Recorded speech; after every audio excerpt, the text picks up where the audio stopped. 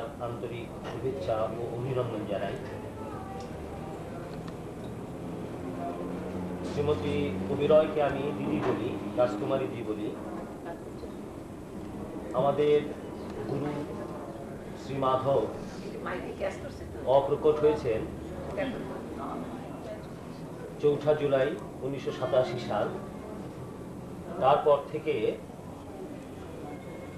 আমাদের চিত্রলেখাদির মাধ্যমে সুধাদি, রাজকুমারীদি, তারপর আমাদের সুলোচনাদি, এদের সঙ্গে সুশীলাদি, এদের সঙ্গে আমার একটা যোগাযোগ হয় এবং সেই যোগাযোগের মাধ্যমে আমরা তাহলে পরে সব সৃষ্টিরই যে একটা বিশেষ মান আছে, সেই মান দেবার, মর্যাদা দেবার ক্ষমতা আমার আসবে। এই মান দেবার ক্ষমতা যখন আমার আসবে, তখনই আমি যথার্থ মানুষ হিসাবে গণ্য হতে পারি। এখন এই মানুষ হতে গেলে কি করতে হবে, এবং আমরা মানুষ হয়ে এসছি, আবার কেন মানুষ হতে হবে, এই প্রশ্ন অনেকের মধ্যে আসতে পারে যে আমরা তো মানুষই, তাহলে আবার কেন মানুষ হতে হবে, মানুষ হবার আমাদের প্রয়োজন, আমরা তো মানুষ হয়ে এসেছি। এখানেই একটা প্রশ্ন যে এই যে মহাপ্রকৃতি, ধর্মের তো অনেক রকম মানে আছে, এক এক সময় এক এক রকম ভাবে আমি এটা আলোচনা করেছি। তো ধর্মের আরেকটা মানে আছে প্রকৃতি। ধর্ম অর্থাৎ প্রকৃতি, এর ধর্ম এই, অর্থাৎ এর প্রকৃতি এই, এই তো। এখন এই যে মহাপ্রকৃতি, তার থেকে যা কিছু সৃষ্টি হয়েছে তার এক একটা প্রকৃতি আরোপ হয়েছে, তার প্রকৃতি আরোপ হয়েছে। এখন এই যে প্রকৃতি অনুযায়ী যে কর্ম, সেই কর্মই ধর্ম, ধর্মই ঈশ্বর। প্রকৃতি অনুযায়ী যদি আমি কর্ম করি, সেটাই ধর্ম, এবং সেই ধর্ম করলে ঈশ্বর অর্থাৎ ঈশ্বরের সঙ্গে আমি অভিন্ন বোধে যেতে পারবো। প্রকৃতি অনুযায়ী যদি আমি কর্ম করি, তাহলে আমি সেখানে যেতে পারবো। এখন কথা হলো, দেখুন, বিশ্বের যত সৃষ্টি আছে, সব সৃষ্টি নিজ নিজ প্রকৃতি অনুযায়ী কর্ম করছে। তার প্রকৃতির বাইরে সে কর্ম করে না। অত্যন্ত সুন্দর নিয়ম শৃঙ্খলার মধ্যে দিয়ে সে কর্ম করছে। দেখুন, এই পাহাড়ের উপর থেকে যে নদীটি নামছে, সে ঝর্ণা রূপে নেমে এসে সেই আমাদের বিভিন্ন ভূমি অতিক্রম করে, বিভিন্ন দেশের মধ্য দিয়ে অতিক্রম করে ধীরে ধীরে ধীরে ধীরে সাগরে পড়ছে। যাওয়ার পথে সে জল দিয়ে উর্বর করে দিচ্ছে মাটিকে, যে উর্বরতার ফলে আমরা মানুষেরা আমাদের আহার্য সেখান থেকে আয়াসে আমরা উৎপাদন করতে পারছি। তাহলে এই যে দেখুন, নদীর একটা ধর্ম, এই কিন্তু এর যে প্রকৃতি, এর প্রকৃতির বাইরে কিন্তু কিছু করে। এর বহমানতা, এর যে মাটিকে উর্বর করার শক্তি, সেই শক্তি নিয়ে সে ক্রমাগত বয়ে চলেছে, ক্রমাগত বয়ে চলেছে। এখন পশুর মধ্যেও তিনি ক্ষুধারূপে রয়েছে, এবং এই যে ক্ষুধা অর্থাৎ তার থেকে সে অভাববোধ, এই যে অভাববোধ, এই অভাববোধ পূরণের কারণে যে আমাদের কর্ম, সেই কর্মটাকেই বলা হচ্ছে ধর্ম। তাহলে পশুর যারা রয়েছে, তাদের ত্রিমাত্রিক জীবন, আহার নিদ্রা মৈথুন, এর বাইরে তারা কিছু চিন্তা করতে পারে না, এবং এই তিনের মধ্যে, ত্রিমাত্রিক জীবন ধারার মধ্যে তাদের প্রকৃতি অনুযায়ী যা কিছু করণীয়, তারা ঠিক নিয়মের মধ্যেই সেটা করে, নিয়মের বাইরে তারা যায় না। তার যতটুকু খেলে পেট ভরে ততটুকুনি খায়, তার বেশি সে খায় না। আচ্ছা, এইবার দেখুন মানুষের মধ্যে কি হচ্ছে। মানুষের মধ্যে এই যে অনন্ত সৃষ্টি হয়েছে, সৃষ্টি হতে হতে বিবর্তনের মাধ্যমে ধীরে ধীরে ধীরে ধীরে ধীরে ধীরে উন্নত থেকে উন্নত, উন্নত থেকে আরো উন্নত, এই হতে হতে সর্বশ্রেষ্ঠ শেষ এবং সর্বশ্রেষ্ঠ সৃষ্টি হিসাবে মানুষ আমরা বেড়ে উঠি। তাহলে এই যে মানুষের যে সর্বশ্রেষ্ঠ হয়ে আমরা উঠেছি, যার জন্য এই মনুষ্য দেহের মাধ্যমে ঈশ্বর বা স্রষ্টা বা ভগবান তিনি তার লীলার প্রকাশ বিকাশ করে থাকেন। এই মনুষ্য দেহের মধ্যে ঈশ্বরের লীলা প্রকাশ বিকাশ হওয়া সম্ভব, অন্য কোনো দেহের মধ্যে হওয়া সম্ভব নয়। আবার তিনি নিরাকার রূপে এসে যে তার লীলা সম্পাদন করবেন, সেটাও সম্ভব নয়। সেজন্য মনুষ্য দেহের মধ্যেই ঈশ্বরের বা ভগবানের লীলার প্রকাশ বিকাশ সম্ভব হয়।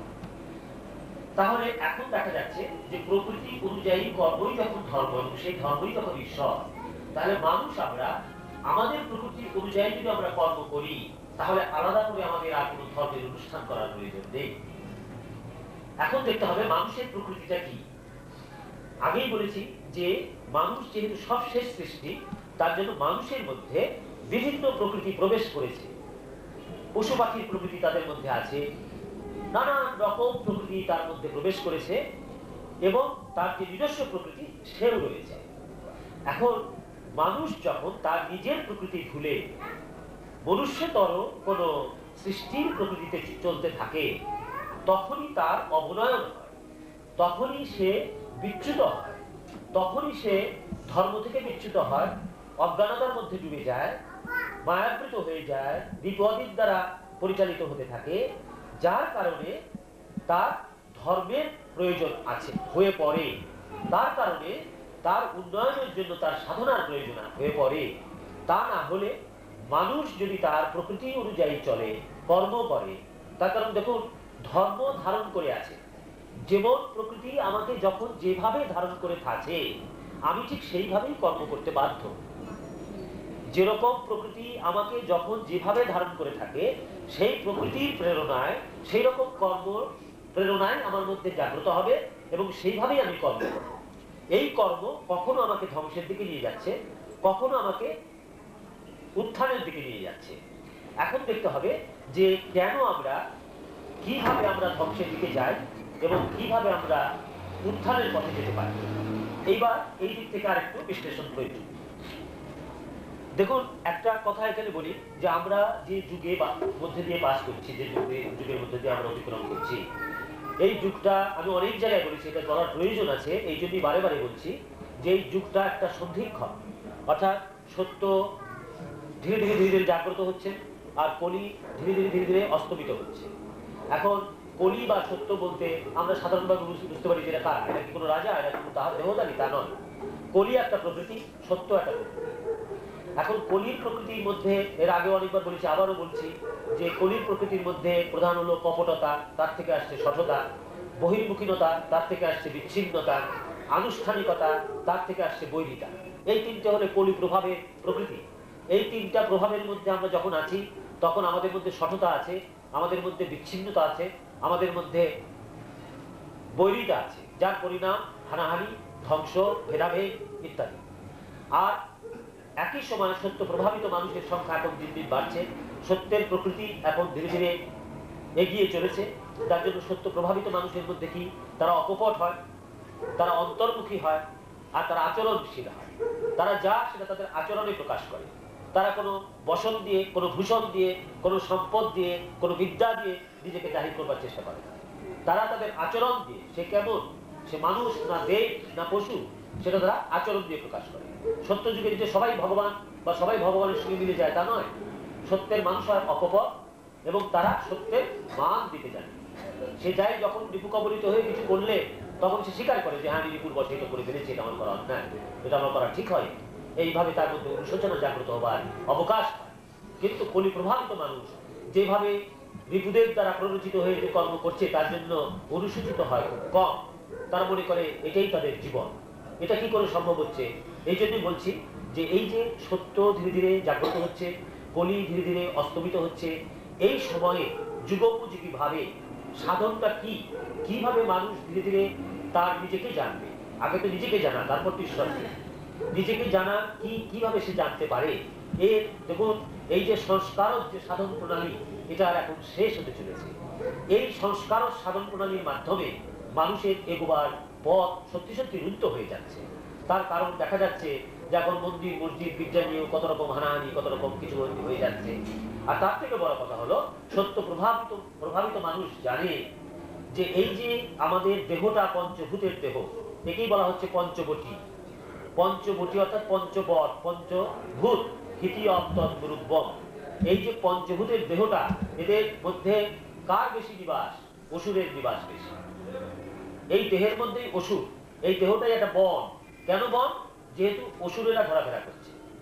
সুতরাং এই বনের মধ্যে, এই দেহর মধ্যে যে অসুরেরা ঘোরাঘুরি করছে, তাকে ধরে ফেলার জন্য আমার তো মনে হয় এই দেহের মধ্যে অনুসন্ধান করাটাই সবচেয়ে বড় ভালো।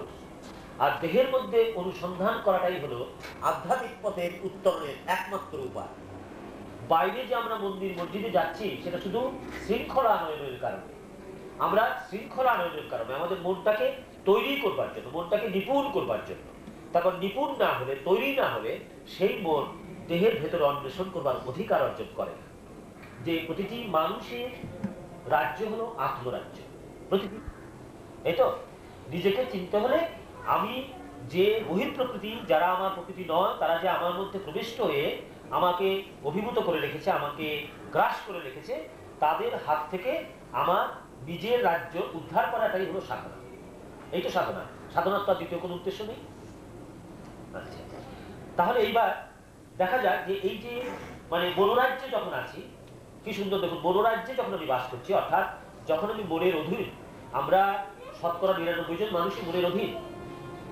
মনের অধীন এবং মন, বুদ্ধি, চিত্ত, অহংকার, এই চারে মিলে যে অস্মিতার সৃষ্টি হয়েছে, যাকে গীতায় যে ভীষ্ম আর কি, ভীষ্ম যার ইচ্ছা মৃত্যু, যাকে মেরে ফেলা যায় না, এই যে অস্মিতা, এই অস্মিতাকেই আমি মনে করছি আমার আমি, এই মনকেই মনে করছি আমি, যার জন্য মন যখন দুঃখ পাচ্ছে, মন যখন সুখ পাচ্ছে, সেটা আমারই সুখ, আমারই দুঃখ মনে করছি।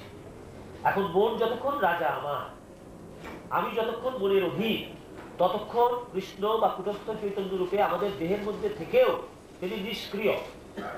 তিনি নিষ্ক্রিয় অবস্থায় সেখানে অবস্থান করেন, তিনি ক্রিয়মান হতে পারেন না।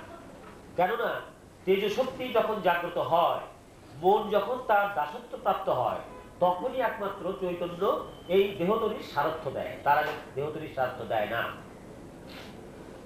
তাহলে এবার দেখা যাক যে এই যে মন, ইন্দ্রিয় এবং রিপুয়াদি, এই তিনটে জিনিস আমাদের চালনা করছে। কেমন? এখন মনের কি? মন ইচ্ছা করছে, মনের ইচ্ছা শক্তি, সংকল্প বিকল্প, সবসময় ইচ্ছা হয়, মনের এই ইচ্ছা হলো এটা করবো, মনের এই ইচ্ছা হলো এটা করবো, এই যে মনের মধ্যে নানানভাবে ইচ্ছা জাগ্রত হচ্ছে, তাই তো? এখন বুদ্ধি সেই ইচ্ছাকে রূপ দেওয়ার জন্য সেটাকে নিশ্চয় করছে। আমি একটা বিষয় গ্রহণ করব বা বিষয় দেব, আমার মধ্যে ইচ্ছা জাগ্রত হলো, আমি এই বিষয়টাকে আমি আনবো। সেই বিষয়টাকে যখন আনবো ঠিক করলাম, তখন বুদ্ধি সেটাকে নিশ্চয় করলো। এরা মন, বুদ্ধি, চিত্ত, অহংকার চারটে ভাগ হয়ে আমাদের এই দেহরাজ্যকে পরিচালনা করছে। আমাদের যা কিছু চিন্তা ভাবনা, যা কিছু কর্ম, যা কিছু প্রেরণা, সব এইখান থেকে উঠছে, ভেতর থেকে উঠছে। কিন্তু এটা চিন্তা করতে হবে, এটা একটু আত্মস্থ হয়ে ভাবতে হবে। কারণ এই ভাবনার অধিকার মানুষের আছে। এই ভাবনা ভাবলে প্রতিটি মানুষই দেখতে পাবে তার ভেতরে ছবির মতো কি সুন্দরভাবে এরা সব ক্রিয়া করছে। মনের ইচ্ছা হলো, সঙ্গে সঙ্গে চিন্তা করা যায় যে ইচ্ছাটা আমার কেন হলো, এই বিষয়টার কারণে। সেই বিষয়টা আমার প্রয়োজন কিসের জন্য, এই প্রয়োজনে। এইভাবে যদি আমি বিশ্লেষণ করি, তাহলে দেখা যাবে যে অনেক সময় বিনা প্রয়োজনেও মনের ইচ্ছা জাগ্রত হচ্ছে। এখন বিনা প্রয়োজনে যখন ইচ্ছা জাগ্রত হচ্ছে, তখনই বুঝতে হবে এদের পেছনে রিপুয়াদি আছে। ইন্দ্রিয়াদি আমাদের তত ভয়ের কারণ নেই। ইন্দ্রিয়ের বিষয় ইন্দ্রিয় দেবেই। যেমন যেমন ধরুন চোখের বিষয় রূপ, চোখের বিষয় রূপ, বিশ্বে যত বিষয় আছে 5টা ভাগে ভাগ হয়েছে: রূপ, রস, শব্দ, গন্ধ, স্পর্শ। এই 5টা বিষয় দিয়ে অনন্ত বিষয় সৃষ্টি হয়েছে। এর মধ্যে চোখের বিষয় রূপ, বেশ তো, রূপ ইন্দ্রিয়, আমার চোখ একটি ইন্দ্রিয়, একটা রূপের বিষয় আমার সামনে রয়েছে, আমি সেই বিষয়টাকে দেখলাম, দেখে ইন্দ্রিয় সেই বিষয়টাকে দেখছে। কিন্তু এই দেখাতে কিন্তু শেষ হচ্ছে না। এরপরে দেখুন এই বিষয়টাকে এক একজন এক একভাবে ভোগ করতে চাইবে। কারা সেটা করছে? ভেতর থেকে রিপুরা জাগ্রত হচ্ছে। কেউ লোভ রূপে উঠছে, কেউ কাম রূপে উঠছে, কেউ রাগ রূপে উঠছে, এক একজন এক রকম উঠছে। কেউ বলছে এই রূপটাকে এইভাবে ভোগ করো, কেউ বলছে এইভাবে ভোগ করো। তখনই চিন্তা করতে হবে যে আমি এই যে রূপটা দেখছি, এর যথার্থ প্রয়োজন আমার আছে কিনা। যদি প্রয়োজন না থাকে, তাহলে এটা আমার প্রয়োজন নেই, এটা আমার প্রয়োজন নেই। এইভাবে এটা কে করছে? এটা বিবেক করছে। কিন্তু রিপুরা কিন্তু পেছন থেকে রূপ দেখলেই সে একটা কিছু করতে চাইবে, একটা বিশেষ রূপ দেখলেই সে একটা বিশেষ কিছু করতে চাইবে। এইভাবে যদি আমি বিবেককে জাগ্রত করে রাখি যে এই রূপের এই বিষয় এবং এই বিষয়ের এই প্রয়োজন, পুয়াদি যতক্ষণ পর্যন্ত মনকে চালনা করছে, ততক্ষণ পর্যন্তই আমাদের মানসিক জীবনে আছে ব্যতিক্রম। ব্যতিক্রম অর্থাৎ প্রয়োজনের বিষয় যেটা নয়, সেটার জন্য আমাদের চেষ্টা, সেটার জন্য আমাদের কর্ম, সেটার জন্য আমাদের সবসময় একটা ব্যস্ত থাকা। এই যে ব্যতিক্রমটা, এটা যতক্ষণ পর্যন্ত আমি রিপুয়াদির বসে রয়েছি, কেমন? তাহলে রিপুয়াদির হাত থেকে যদি আমাকে উঠে আসতে হয়, তাহলে প্রথমেই আমাকে চিন্তা করতে হবে যে আমার বিবেককে, যেহেতু আমি মানুষ, সেই জন্য আমার বিবেককে জাগ্রত করতে, অর্থাৎ কোনটা প্রয়োজন কোনটা প্রয়োজন নেই। হ্যাঁ, এইভাবে বিচার করে যদি আমি বিষয় আয়ত্ত করবার জন্য, বিষয়কে সংগ্রহ করবার জন্য চেষ্টা করি, তাহলে দেখা যাবে যে এই যে বিষয়ে চারদিকে আমার বিষয় ছড়িয়ে আছে, বিষয়ের মধ্যে তো আমরা ঢুকে, এই যে মনন, এছাড়া যে পূজা, সেই পূজার মাধ্যমে কিচ্ছু হবে না, কারণ এগোবার কোনো সাধ্য নেই। সেই জন্যই আমি বলছি যে যা কিছু সংস্কার, যার থেকে কুসংস্কার গজিয়ে উঠছে, তার বাইরে আসবার সময় হয়েছে দেখেই এখন দেখা যাচ্ছে যে এই বাহ্যিক যে অনুষ্ঠান, তার মধ্যে মানুষ সেভাবে আর নিজেকে নিযুক্ত করতে পারছে না, সেভাবে আর নিজেকে জড়িয়ে রাখতে পারছে না। তাছাড়া আরেকটা জিনিস চিন্তা করুন, দেখুন এখন আমরা এই অন্নগত প্রাণ করি জীব, অর্থাৎ অন্নগত অর্থাৎ অন্নের উপর নির্ভরশীল। অন্ন আমরা আহার না করলে বেশি দিন আমরা বাঁচতে পারি না, অন্নগত আমরা দুর্বল। সেই জন্য আমাদের এই অন্ন সংস্থানের কারণেই, সংসার পরিচালনার কারণেই এই রাত দিন সবাইকে এত ব্যস্ত থাকতে হয় যে তারপরে সে আলাদাভাবে বনে জঙ্গলে যে বা পাহাড় পর্বতে যে বা মন্দিরে যে ঘন্টার পর ঘন্টা সাধনা করা তার পক্ষে সম্ভব হয় না। দুই একজনের কথা বাদ দিন, আমি যে বলছি যে আপামর জনসাধারণ, যাদের খেটে খাওয়া মানুষ, যারা দিন রাত খাচ্ছে, তাদের জন্য কি ধর্ম নেই? তারা কি ঈশ্বরকে পেতে পারে না? তারা কি নিজেকে জানতে পারে না?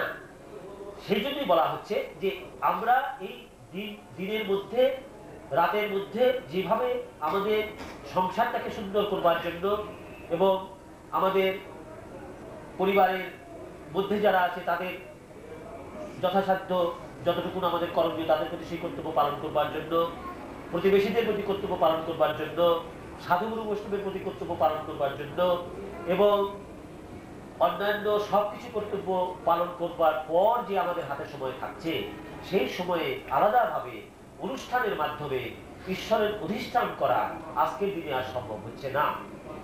সেই জন্যই বলা হচ্ছে যে এই যে যুগের সন্ধিক্ষণ, এই যুগ সন্ধিক্ষণ মানুষের যে নিজেকে জানবার যে প্রেরণা বা নিজেকে জানবার যে পথ, সেই পথটা একটু অন্যরকম ভাবে দিয়ে যাওয়ার প্রয়োজন হয়ে পড়েছে। এবং এই প্রয়োজনের কারণেই আমরা যে বার্তাগুলো বলছি, এই বার্তাগুলো আমাদের নিজেদের সৃষ্ট নয়, এগুলো আমাদের চিন্তা করে নয়, এগুলো ওপর থেকেই আমরা এসেছি আমাদের কাছে। সেই জন্যই আমরা বলছি যে এই যে নতুন ধারা, যে নতুন ভাবে যে মানুষকে চিন্তাশীল হয়ে মানুষকে জানতে হবে আমি কে, আমার মধ্যে কে কি করছে এবং আমি কিভাবে এই মনোরাজ্য থেকে আমি আত্মরাজ্যে যাব, তার জন্য কি কি করতে হবে, এই যে চিন্তা ভাবনাগুলো, এই চিন্তাশীলতা যদি কারোর মধ্যে জাগ্রত করে দেওয়া যায়। এখন এই দেহতত্ত্বের মধ্যে আমাদের মোটামুটি সবই জানা হয়ে গেছে যে আমরা এই পঞ্চভূতের যে দেহ, 5টা ভূত আছে, 5টা জ্ঞানেন্দ্রিয় আছে, এই চক্ষু, কর্ণ, নাসিকা, জিহ্বা, ত্বক, যে ইন্দ্রিয় দিয়ে আমরা রূপ, রস, শব্দ, গন্ধ, স্পর্শ, এই 5টা বিষয়কে আমরা অনুভব করি, আস্বাদন করি, ভোগ করি, গ্রহণ করি। এই 5টা ইন্দ্রিয় রয়েছে। আর 5টা কর্মেন্দ্রিয় রয়েছে, এই বাক, পানি ইত্যাদি, যারা কর্ম করে। জ্ঞানেন্দ্রিয় চোখে দেখলো, মন রাজা তার ইচ্ছা শক্তি প্রয়োগ করলো, এটাকে এইভাবে গ্রহণ করো, তখন যারা মানে আমার দেহটাকে চালনা করে সেখানে নিয়ে যে সেগুলোকে গ্রহণ করে নিয়ে এসে তার হলো কর্মেন্দ্রিয় 5টা। আচ্ছা, 5টা প্রাণ আছে, পঞ্চপ্রাণ। 5টা প্রাণ মানে এই বায়ু বিভিন্ন ভাবে আমাদের দেহের মধ্যে চলাচল করছে 5টা ভাবে। আর আছে মন, বুদ্ধি, চিত্ত, অহংকার। এই 24 তত্ত্বের আমাদের দেহ। এই 24 তত্ত্বের যে আমাদের দেহ, এখন চিন্তা করতে হবে যে এই যে 24টা তত্ত্ব দিয়ে আমার দেহটা গঠিত হয়েছে, এখানে আমি কি? 24টা তত্ত্ব আমি যে জানলাম যে আমার এই দেহের মধ্যে এই 24টা তত্ত্ব, তাহলে আমিটা কোথায়? এর মধ্যে আমিটা কি? সবই তো আমার তত্ত্ব, আমার মন, আমার বুদ্ধি, হ্যাঁ, আমার দেহ, তাহলে আমিটা কি? এই আমিকে অন্বেষণ করাই হলো সাধন। এখন দেহের মধ্যে এই আমিকে কি করে সাধন অন্বেষণ করা যায়? এখন এখানে আমি কোষ সম্বন্ধে মনে হয় কোনোদিন বলিনি, এই 5টা কোষ সম্বন্ধে সামান্য একটু আলোচনা করি, তাহলে সুবিধা হবে। এই আমাদের দেহটাও এই পেঁয়াজের কোষের মতো এরকম 5টা কোষ দেওয়া আছে। পেঁয়াজের যেমন একটা কোষ তুলে ফেললে আরেকটা কোষ বেরোয়, আরেকটা কোষ তুললে আরেকটা কোষ বেরোয়, আমাদের দেহের মধ্যেও 5টা কোষ আছে পরপর পরপর, যেটা কাটলে পরে দেখা যাবে না, কিন্তু এদের অস্তিত্ব রয়েছে, সূক্ষ্ম অস্তিত্ব রয়েছে। আর স্থূল অস্তিত্ব হলো আমাদের এই স্থূল দেহ, যাকে বলা হচ্ছে অন্নময় কোষ। অন্নময় কোষটাকে বলা হচ্ছে এই আমাদের কাঠামোটা, দেহের যে পাত্রটা, এটা হলো অন্নময় কোষ। এই অন্নময় কোষ কি করছে, মানে ভেতরে যে 5টা কোষ, 4টা কোষ আছে, সেই 4টা কোষকে ধারণ করে নিয়েছে, তাই তো? এই দেহটাও কিন্তু একটা ব্রহ্মাণ্ড, একটা মানুষের দেহে একটা ব্রহ্মাণ্ড। বিশ্বের যা কিছু আছে এই দেহের মধ্যে সব আছে। এই দেহকে জানলে অনন্তকে জানা যায়, দেহটাকে জানলে অনন্তকে জানা যায়। সেই জন্যই এই দেহকে কিভাবে জানা যায় সেইটা অন্বেষণের প্রেরণা আনবার জন্যই বহির্মুখী পূজা, বহির্মুখী অনুষ্ঠান, শাস্ত্রপাঠ, তীর্থ ভ্রমণ এইসবের প্রয়োজন। শাস্ত্র পাঠ করে মন্দিরে মন্দিরে মসজিদে গির্জায় পুজো দিয়ে কোনোদিন নিজেকে জানা যাবে না, কোনোদিন ঈশ্বরকে জানা যাবে না, সম্ভব নয়। ওইগুলো করার প্রয়োজন হয়েছে কেন? ওইগুলোর প্রয়োজন হয়েছে শৃঙ্খলা আনয়ন করার। মানুষের মধ্যে যদি শৃঙ্খলা আসে তাহলে সে আত্মস্থ হতে পারে। মন যতক্ষণ বিশৃঙ্খলার মধ্যে ডুবে আছে, মন যদি সবসময় এদিক ওদিক ঘাইতে থাকে, তাহলে সেই মনকে ধরে এনে এই পাত্রের মধ্যে নিয়ে যাওয়া সম্ভব নয়। সেই জন্য বলা হচ্ছে যে শৃঙ্খলা আনয়ন করার কারণে ওই সবগুলোর প্রয়োজন। কিন্তু দেখা যাচ্ছে যে এই যে বাহ্যিক অনুষ্ঠানগুলো তার মধ্যে সংস্কার, কুসংস্কার রূপে প্রবেশ করেছে। মানুষ এখন চিন্তা করছে শাস্ত্র পাঠ করলেই নিজেকে জানা যাবে, ঈশ্বরকে পাওয়া যাবে। মানুষ এখন মনে করছে পুজো করে ইষ্টকে ভালোভাবে যদি আমি নৈবেদ্য দিতে পারি বা ভালোভাবে যদি আমি বেশিক্ষণ ধরে পুজো করতে পারি, তাহলে তিনি সন্তুষ্ট আমাকে দেখা দেবেন, আমাকে নিজেকে জানাবেন, আমি জানতে পারবো। এই ধরনের সংস্কারগুলো এখন কুসংস্কার গ্রস্ত হয়ে গেছে। স্পষ্ট করে বলতে গেলে এখন শাস্ত্রপাঠ থেকে আরম্ভ করে পুজো আর্চা সবই সংস্কার শুধুমাত্র নেই, কুসংস্কারে পরিণত হয়েছে। যার জন্য তার থেকে আমাদের বেরিয়ে আসতে হবে। আর যদি বেরিয়ে আসতে হয় তাহলে দেহের মধ্যে প্রবেশ করতে হবে। আর দেহের মধ্যে প্রবেশ করতে হলে দেহ সম্বন্ধে একটু ধারণা আমাদের রাখতে হবে। এই জন্যই আমি এটার অবতারণা করেছি। এখন এই 5টা যে কোষ আমাদের মধ্যে রয়েছে, তার মধ্যে প্রথম কোষটা হলো অন্নময় কোষ। অন্নময় কোষটা হলো এই পাত্রটা, স্থূল দেহটা। এর মধ্যে আর 4টা কোষ রয়েছে। তার মধ্যে পরে আসছে হলো প্রাণময় কোষ। প্রাণময় কোষ হলো বায়ু, যে আমার দেহটাকে ধরে রেখেছে, দেহটাকে এই চলন বলনে সহায়তা করছে, সেই প্রাণময় কোষ। এরভাবে যেরকম ভাবে কর্ম করছে সেই কর্মের ফল আমার আনন্দ কোষ, আনন্দময় কোষে যে পরিণতি লাভ করছে। এখন এই যে ক্রিয়া শক্তিটা নির্ভর করছে মনের ইচ্ছা শক্তির উপর, আর মনের ইচ্ছা শক্তিটা নির্ভর করছে জ্ঞান শক্তির উপর। বুদ্ধি যতক্ষণ পর্যন্ত, জ্ঞান শক্তিটা কার? বুদ্ধি। বুদ্ধি যতক্ষণ পর্যন্ত বিষয় ছাড়া আর কিছু জানে না, মন যতক্ষণ পর্যন্ত মূঢ়, তার বৃত্তিদের রিপুদের ইচ্ছা ছাড়া তার মধ্যে যখন ইচ্ছা জাগ্রত হচ্ছে না, তখন এই যে মূঢ় মনের বুদ্ধির যে জ্ঞান, সেই জ্ঞান মানুষের মধ্যে যে ক্রিয়ারূপে জাগ্রত, ক্রিয়া শক্তি জাগ্রত করে, সেই ক্রিয়া শক্তিতে মানুষ বহির্মুখী ভাবে বিচার ব্যতীত নির্বিচারে বিষয়ের মধ্যে ডুবে যায়। এই যে বিষয়ের প্রতি আসক্তি, বিষয় ছাড়া তারা যা কিছুই দেখতে পায় না, এর ফলে মানুষের মধ্যে যে অজ্ঞানতা আসে, সেই অজ্ঞানতা থেকেই তার মধ্যে শোক, দুঃখ, জ্বালা, যন্ত্রণা সবকিছু আসে। এবং সে নিজেকেও জানতে পারে না, সে ঈশ্বরকেও জানতে পারে না, কাউকেই সে জানতে পারে না। এখন এই যে মনের যে এই 3টা যে শক্তি, জ্ঞান শক্তি, এই বিজ্ঞানময় কোষের যে জ্ঞান শক্তি, সেখানেই বিরাজ করছে বিবেক। এখন প্রতিটি মানুষ যদি দেখুন, আরেকটা সবচেয়ে বড় কথা হলো যে আমরা প্রথমে একটা কথা ইংরেজিতে আছে, চ্যারিটি বিগিনস অ্যাট হোম। সর্বপ্রথম আমাদের কি করণীয়? দেখুন, সর্বপ্রথম আমাদের করণীয় যে আমি একজনের বাবা, আমি একজনের পুত্র, আমি একজনের বন্ধু, আমি একজনের সহকর্মী। হ্যাঁ, এখন সহকর্মী হিসাবে সহকর্মীর প্রতি যে আমার সহানুভূতি এবং তার প্রতি যে আমার কর্তব্য, সেই কর্তব্যটা পালন করা। পিতা হিসাবে পুত্রের প্রতি যে আমার কর্তব্য পালন করা, সেই কর্তব্য পালন করা। এইভাবে ধীরে ধীরে ধীরে ধীরে প্রত্যেকের প্রতি যদি আমি কর্তব্য বোধে কর্ম করতে পারি, যদি চরিতার্থতার দিকে আমার মনটা না যায়, তাহলে পরে কিন্তু ধীরে ধীরে ধীরে ধীরে মনুষ্য প্রকৃতি ধীরে ধীরে জাগ্রত হতে শুরু করবে। তখন এই বুদ্ধির মধ্যে জ্ঞানের যে প্রজ্ঞা প্রভাবিত যে জ্ঞান, প্রজ্ঞা প্রভাবিত যে জ্ঞান, সেই জ্ঞানের উন্মেষ। এই উন্মেষ থেকে ধীরে ধীরে ধীরে ধীরে মন উৎসের দিকে যায়। মন উৎসের দিকে যদি যায়, তাহলে পরে ধীরে ধীরে ধীরে ধীরে মন বসে আসবে। এখন সেটা কিভাবে হয় সেটা সম্বন্ধে আরেকটু আলোচনা করলে স্পষ্ট হবে।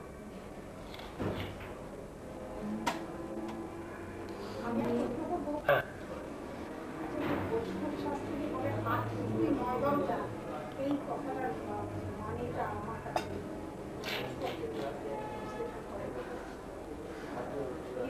আচ্ছা, আমি আলোচনাটা শেষ করে দেওয়ার পর তারপর প্রশ্ন করবে। এখন দেখুন, সব সাথে একই কথা, অর্থাৎ আমাদের এই দেহের মধ্যে 10টা দাঁত যেটা রয়েছে, এই ইন্দ্রিয়ারি যে দাঁত রয়েছে, এখন এই চোখ রয়েছে, কান রয়েছে, নাক রয়েছে, মুখ রয়েছে, হ্যাঁ, এই যে দাঁতগুলো, এই দাঁতগুলোর মধ্যে যে গ্রহণাগ্রহণ, যেমন আমার জীব রয়েছে যেটাতে আমি রসনা, একদিকে রসনা আছি, আরেকদিকে বাক শক্তি আমি কথা বের করছি, দুটো তো। তাহলে এইগুলোকে সংশোধন করতে পারি, অর্থাৎ রসনাতে যে জিনিসটা আমি খেলে আমার শরীরটা ঠিক থাকে আমি তাই খাবো, আমি লোভের বশবর্তী হয়ে কিছু খাবো না। এবং এই যে আজকে সরস্বতী পূজার দিনে ভালোই হয়েছে, বাগ দেবীর পুজো। এই বাগ সরস্বতী কথাটার মানে কি? স্বর মানে ধ্বনি, স্বর মানে ধ্বনি, শব্দ, স্বর, গলার স্বর বলে না, স্বর। সেই স্বর যিনি সতী করেন, অর্থাৎ সৎ করেন, তিনি সরস্বতী, তিনি বিদ্যা। বিদ্যা কেন? বিদ্যা ব্যতীত স্বর কোনোদিন সতী হতে পারে না। বিদ্যা ব্যতীত মানুষ কখনো মিষ্টি কথা বলতে পারে না সবসময়ের জন্য, বিদ্যা যদি না হয়। বিদ্যাই মানুষকে দিন করে, বিদ্যাই মানুষকে নত করে, বিদ্যাই মানুষকে সবার কাছে নিচু করে নিয়ে আসে, দিনহীন করে দেয়, এবং তার তখনই তার আস্ফালনটা বন্ধ হয়। সেই জন্য এই যে সরস্বতী, অর্থাৎ স্বরকে যিনি সতী করে, আমার যে কথাবার্তা সেগুলো যখন আমি মানুষের মতো হবে, মার্জিত হবে, সুন্দর হবে, সবাইকে আনন্দ দেওয়ার উপযোগী হবে, তখনই তো সরস্বতীকে জয় করা হলো। কিন্তু আমি যদি এখন এই যে সরস্বতী পুজো আমরা করছি, এইভাবে যদি আমি পুজো দিনের পর দিন করে যাই, তাহলে পরে কি আমার স্বর কোনদিন ছুটি হবে? কোনদিন ছুটি হবে। এই জন্যই আমাকে নিজেকে নিজের বিশ্লেষণ করতে হবে যে আমি যে কথাটা বলছি, এই কথাটা আমি কজনকে আঘাত দিচ্ছি, এই কথাটা শুনে কজনে চোখের জল ফেলছে, হ্যাঁ, কি দরকার, কি দরকার আমার একটা কথাই এইভাবে প্রয়োগ না করে যদি আমি এইভাবে প্রয়োগ করি, তাহলে কিছু সন্তুষ্ট হয়। হ্যাঁ, তাহলে আমি কেন করছি এটা? করছি এই রিপুয়াদি আমার মধ্যে যে আমি আমার বোধ জাগ্রত হয়েছে, অসুবিধা তার কারণে। যাই হোক, এবার এই সাধনার যে জিনিস, যে যে মনের অধীনে আমি রয়েছি সেই মনকে আমার বসে আনতে হবে, এই সাধনার একমাত্র পথ। এখন মনকে বসে আনতে হলে প্রথম মনকে রিপুয়াদির হাত থেকে বের করে আনতে হবে। রিপুয়াদির হাত থেকে যদি বের করে আনতে হয়, দেখুন এখানে বিবেকই সবচেয়ে বড় হাতিয়ার। বিবেক যতক্ষণ পর্যন্ত আমি মনোরাজ্যে রয়েছি, চৈতন্য, কৃষ্ণ চৈতন্য রূপে আমার মধ্যে রয়েছেন, তিনি ততক্ষণ পর্যন্ত নিষ্ক্রিয় থেকে বিবেকের মাধ্যমে অনুশাসন রূপে আমাকে শাসন করার চেষ্টা করছেন অন্ধমনকে। কিন্তু আমি যেহেতু বিবেকের কথা শুনছি না, বিবেকের কথা কর্ণপাত করছি না, যার জন্যই আমার চোখের জল নাকের জল করতে হচ্ছে, তার জন্যই আমার যন্ত্রণা হচ্ছে, তার জন্যই আমার সব দুঃখ হচ্ছে, তার জন্যই আমার সুখ হচ্ছে। দুই সুখ দুঃখ দুই সমান, কোনোটাই চিরস্থায়ী নয়, এই আছে এই নাই। আচ্ছা, এইবার দেখা যাচ্ছে তাহলে রিপুদের হাত থেকে প্রথমে আমাদের বেরিয়ে আসতে হবে। এখন রিপুদের হাত থেকে যদি বেরিয়ে আসতে হয়, তাহলে এখানে দেখুন একটা কি সুন্দর বিষয় রয়েছে, যে এই যে মন, মন কিন্তু মনের মধ্যে কিন্তু চৈতন্যাংশ রয়েছে, বিশুদ্ধ মনে চৈতন্যাংশ রয়েছে। এখন মন যতক্ষণ পর্যন্ত আমি, যতক্ষণ পর্যন্ত রিপুয়াদির মধ্যে থেকে ব্যতিক্রমে যাচ্ছে, দেখুন এই যে কথাগুলো আমি বলছি, এগুলো কিন্তু আমি দেখুন আমরা যারা অন্তত এইটুকু একটা জীবনকে একটা উচ্চ চিন্তার মধ্যে প্রবেশ করেছেন, আমি আবার যথাযথ লোক আমার জানা আছে যারা তার নিজের পরিবারের মুখের অন্ন কেড়ে নিয়ে নেশা করছে, এরকম বহু লোক রয়েছে। এবং তাদের জন্য আমি বলছি যে এই যে ব্যতিক্রম, একে রোধ করতে হবে। একে রোধ করার জন্য সবচেয়ে প্রথম যে প্রয়োজন, সেটা হলো একটা চিন্তা আসতে হবে, আমি তো মানুষ, আমি তো সর্বশ্রেষ্ঠ, আমি কেন নিজেকে ধরে রাখতে পারি? সেই পরিবেশ বা সেই যোগ্যতা বা সেই প্রেরণা আমাদের নেই। সুতরাং যদি সবসময় নিজেকে, যতক্ষণ আমি কথার সাথেও নিজের প্রতি ভক্তি আমার আসে না, এই ভক্তি আমার সুতরাং যদি ভক্তি না করতে পারি, তাহলে আমি ভগবানের ভক্তি কি করে আমার আসবে? আর ভগবানের ভক্তি কথাটার মানে সব সৃষ্টির মান অনুযায়ী, তাই সেই মানুষকে আমি যদি সব সৃষ্টিকে আমরা দিতে পারি, সেই সৃষ্টির সঙ্গে যদি সমভাবে যদি আমরা আচরণ করতে পারি, তাহলে আলাদা করে আমাদের আর কোনো ধর্ম সাধনা করে